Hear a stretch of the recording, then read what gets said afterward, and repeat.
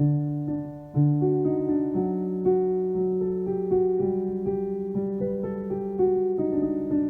did nothing wrong! Yeah, we did.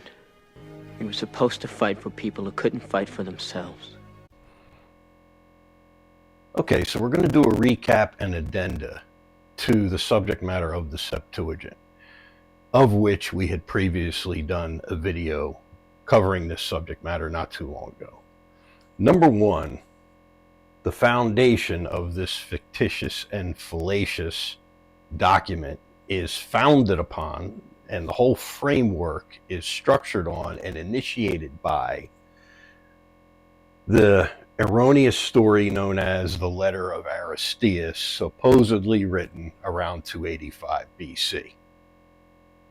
Number two, the Septuagint itself, the title is again erroneous and fictitious in and of itself, and we demonstrated that by showing how the math, number one, doesn't add up. LXX in Roman numerology does not equal 72.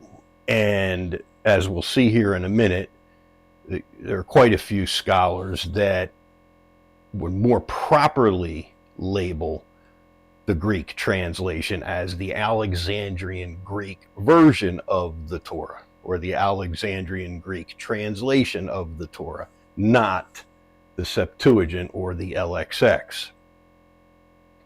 Thirdly, Jesus and his apostles did not quote from the LXX. There is absolutely no proof or evidence of this.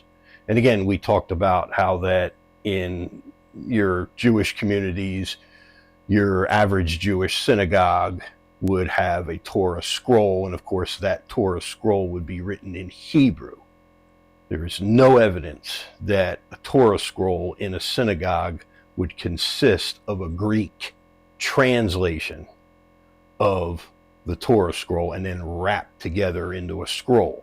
It would be like saying today that because English is the universal language today, that every Hebrew temple or Jewish synagogue in the United States or in North America or worldwide, because English is the universal language, would then have a Torah scroll rolled together in English, and that the Hebrew Torah would be discarded. That is ridiculous to even suggest such a notion or such an idea. Of course, in Jewish temples, in synagogues, you will find the Hebrew Torah in the pews, so that the congregation can read along with the rabbi. And in many cases, you'll have the Hebrew and then the English alongside of it as a translation.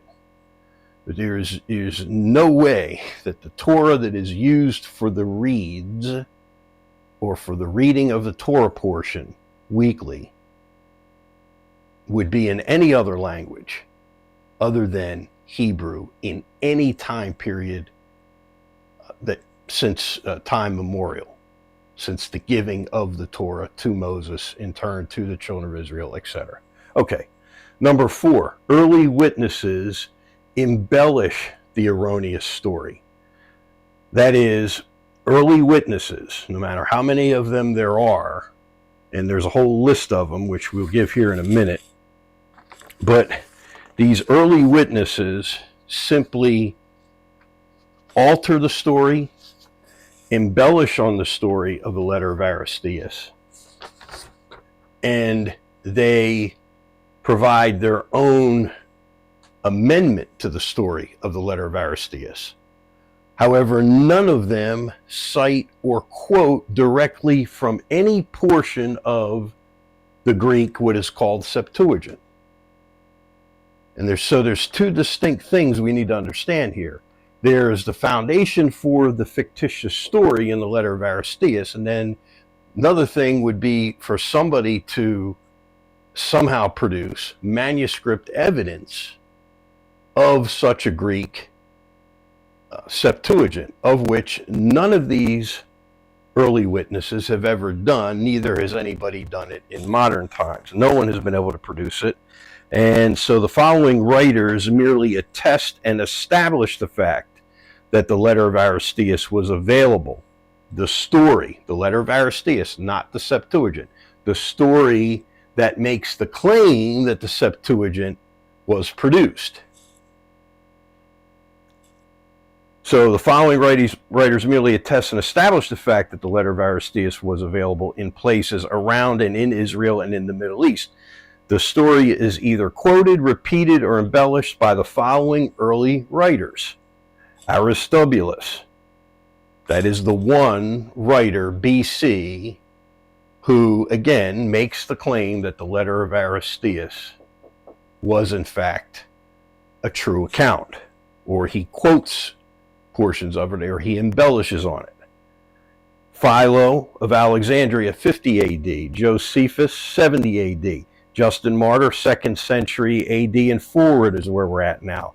Irenaeus, Clement of Alexandria, Tertullian, Anatolius, Cyril of Jerusalem, Hilary, Epiphanius, Philastrius, Jerome, Augustine, Theodore of Mopsuestia, Chrysostom, Cyril of Alexandria, and then a writer known as Pseudo-Athanasius, and of course the anonymous dialogue of Timothy and Aquila, and of course Eusebius.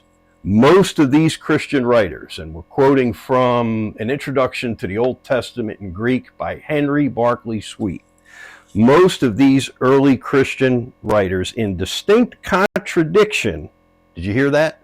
In distinct contradiction to the statement of the story, the statement of the Aristeus, represent 70 as having worked separately, adding that when the results were compared at the end of the task, they were found to be identical.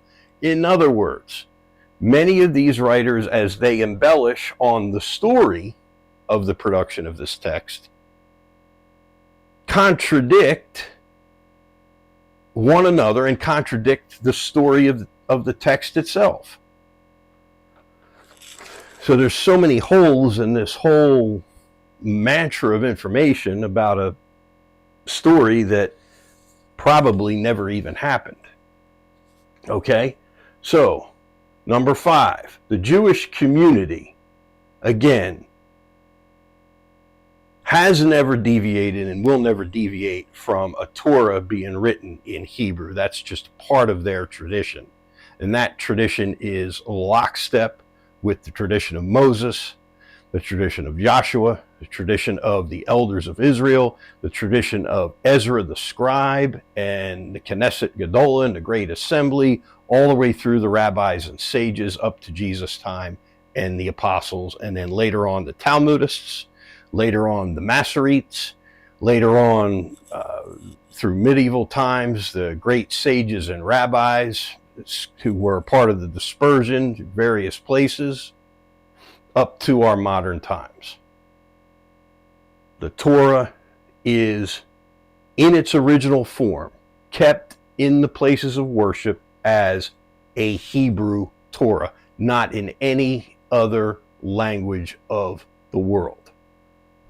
Now, the Samaritan Pentateuch, of course, the Samaritan rabbis have their own translation, okay, of the Pentateuch, which is still a Semitic tongue, okay, but we're talking about the Jewish community, the Jewish rabbis. The Jewish community, the Jewish rabbis, Hebrew Torah. Hebrew, not Koine Greek.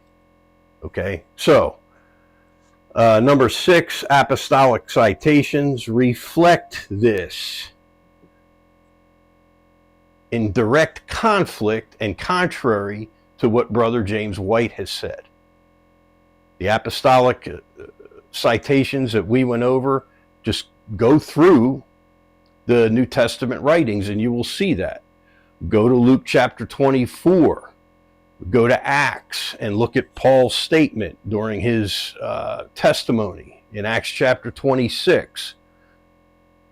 Look into the citational evidence in the New Testament. You will find that the apostolic citations support the fact that the Torah was in Hebrew during their time. And when Paul quoted, as he did many times, even in the his epistle to the Romans, when he would say, as it is written, the just shall live by faith. As it is written, there is none righteous, no, not one. He is quoting from a Hebrew Old Testament.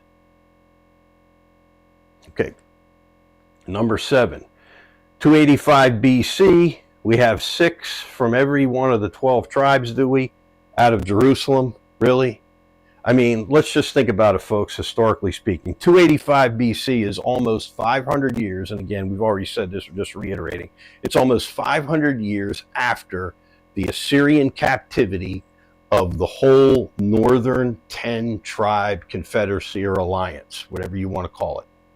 And then about 100 plus years later, in 606 BC, Nebuchadnezzar comes, enters Jerusalem, and besieges it, lays siege to it. And then the 2 southern tribes now are taken into captivity. Hundreds of years before 285 BC. And so from 606 BC and forward, all of the tribes were dispersed. Not just the 10 northern ones, but all 12 of them were dispersed to various parts of the world. And so how someone could go to Jerusalem at this time period and locate 6 scribes from each one of the 12 tribes, that doesn't even make any sense. Number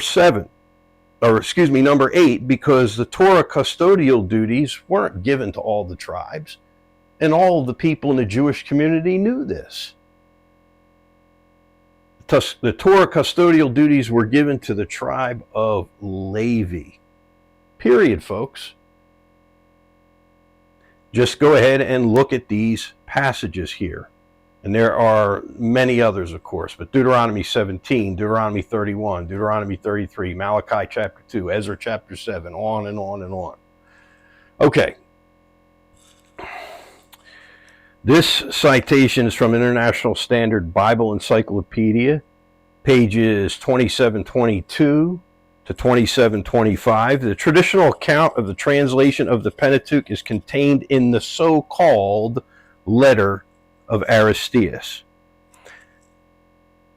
To set beside this account, we have 2 pre-Christian allusions to the writings. Aristobulus, addressing a Ptolemy who has been identified as Philometor, 182 to 146, repeats the statement that the Pentateuch was translated under Philadelphus at the instance of Demetrius Philarius, but the genuineness of the passage is doubtful. Again, another scholar pointing to the fact that these statements and embellishments of the letter of Aristeus are doubtful statements. They're not to be taken seriously or be considered as valid statements. So you have, again, Philo repeats the story, Josephus repeats the story, and early Christian writers repeat the story, which are all clearly baseless fabrications. Pelubé's Bible Dictionary, page 604, quote, "This is the story which probably gave rise to the version, this story, Letter of Aristeus, the title of the Septuagint, and which has been repeated in various forms by the Christian writers. But it is now generally admitted that the letter is spurious," the letter of Aristeus, which again is the framework and structure for the initiation of the entire idea and concept of the Septuagint.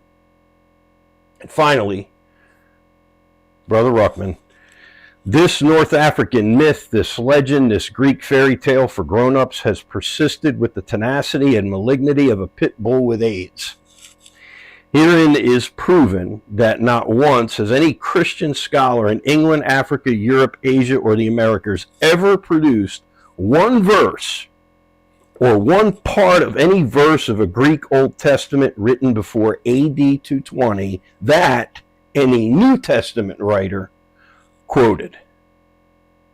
And this is Mythological Septuagint, a work done by Dr. Ruckman himself. So there we have it, folks. And we want to also make a distinction between translations and alterations. The only people that have the authority to make an alteration would have been Moses, the prophets, and those who wrote the Ketuvim. Later on, Jesus' words and sayings. Later on, Paul and his writings, the Johannine writings, Kepha's writings, the other writers of the New Testament writings. They did have some leeway to use some hermeneutical principles such as heresa, stringing statements together, paraphrasing a little bit of the Hebrew Torah or portions of the Old Testament in their writings. They were the only ones, once the canon of the biblical writings was closed with the book of Revelation, no one else in history has the authority to make an alteration to the text of the Bible and then claim that that alteration is in fact inspired. A translation, however, of the pure text can be inspired. And we've already talked about how that translations can be doubly inspired, multiple inspiration, etc., because you could have a text in Hebrew, translate from a pure text in Hebrew into English or into Ethiopic or into Greek or into any other language you choose, as long as you're remaining consistent and faithful to that original language text, which the King James is, in fact, faithful to. So just that on an added note towards the end, there are alterations only made with those granted and endowed with that authority. And that authority ended with the apostles, and the last book of which was written by Yohanan, by John, the book of Revelation. After that, no human being has a right to come in and alter any text of the scripture and then claim that that alteration is inspired. And as for this Septuagint, once again, it is in fact simply a phony story and a fairy tale. And if you choose to believe it, hey, help yourself. My position is that I'm not comfortable with believing such a fallacy. And I'm certainly not comfortable with taking a fallacious story and a supposed document which never has been produced and replacing the Hebrew Torah or a translation from the pure Hebrew Torah with that fallacious document. And have a blessed day.